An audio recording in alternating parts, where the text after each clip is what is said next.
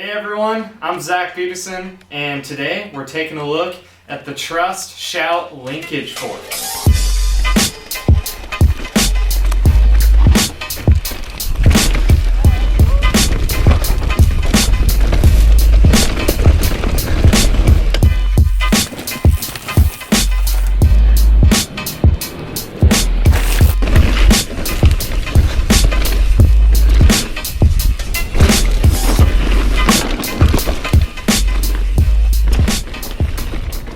You might recognize me from my personal YouTube channel, Trail Peak, and I made sure to put the Shout through its paces on my trails here in Northern California. The Shout is a 178mm travel linkage fork. It features a full carbon chassis, 3-position climb switch, and external compression and rebound adjustments. The Shout was ridden on everything from granite slabs, high-speed technical trails, and steep, loamy, fresh cuts. I found the Shout to perform close to the traditional telescoping forks of its competitors. There are a few performance advantages to the Shout, as well as some major drawbacks. In addition, the fork's damper shaft actually snapped while testing. Let's take a closer look at the Shout and how it performed on the trail. So we're out here in the woods of NorCal on a sweet ripping fast track, cruising up the fire road right now. Take a look at how the Trust fork does when you're just on a cruiser fire road. It does seem to bob a little bit less than regular telescoping forks. So we're gonna get up to the top and rip a lap on this one. Okay, couple little jumps off the start here. Oh.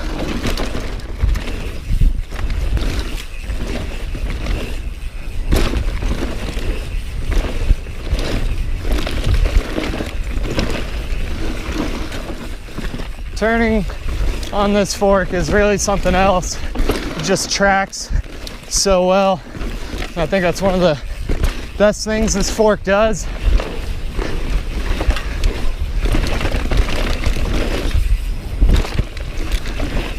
So I have this fork set up using all of Trust's recommended settings.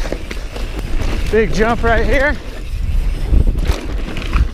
Woo. I haven't been able to get the rebound fast enough, however.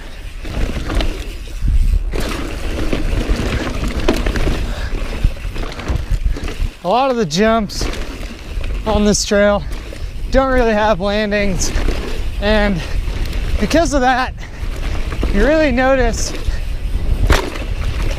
the off the top harshness on this fork. It just feels like when you land for a moment, the fork doesn't actually even move. Another thing that's awesome is right here, come in really hard on your brakes right there. And this fork has a lot less front brake dive. So less dive in situations like that really help you maintain a lot more control.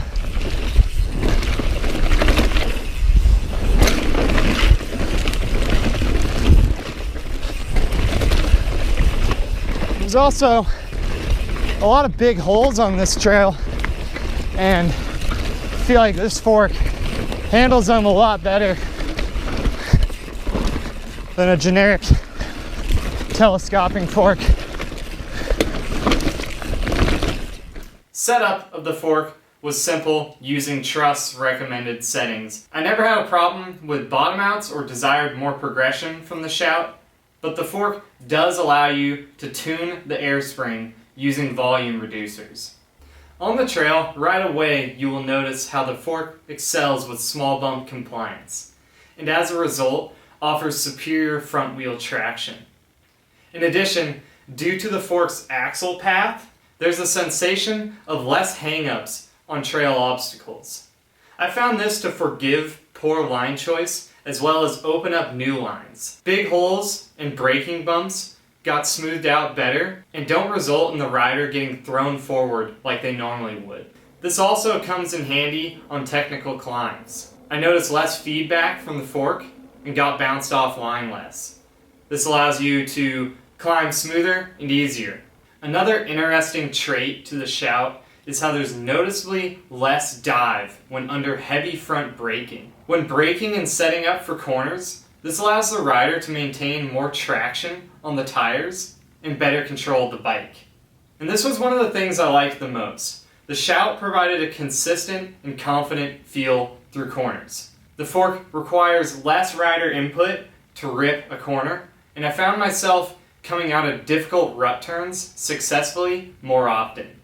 While there are some performance benefits of the Shout, I found most of the benefits to be marginal at best. None of the previously mentioned benefits jumped out at me as a huge advantage over other forks. Next, there's actually a lot of drawbacks to this fork. One drawback I found due to the linkage design of the Shout was an incredibly harsh initial stroke when landing rear wheel heavy off drops, jumps, and even bunny hops. In these slow motion clips, you can see how the fork responds to a rear wheel heavy landing.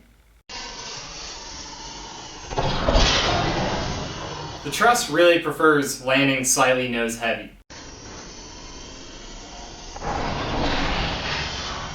Harsh feedback from the fork after landing would happen on the trail from time to time and would result in momentary lack of control. Next, while the compression adjustments worked great, the same was not true for the rebound adjustment. I often found myself desiring less rebound damping from the fork since I never felt the fork was returning fast enough.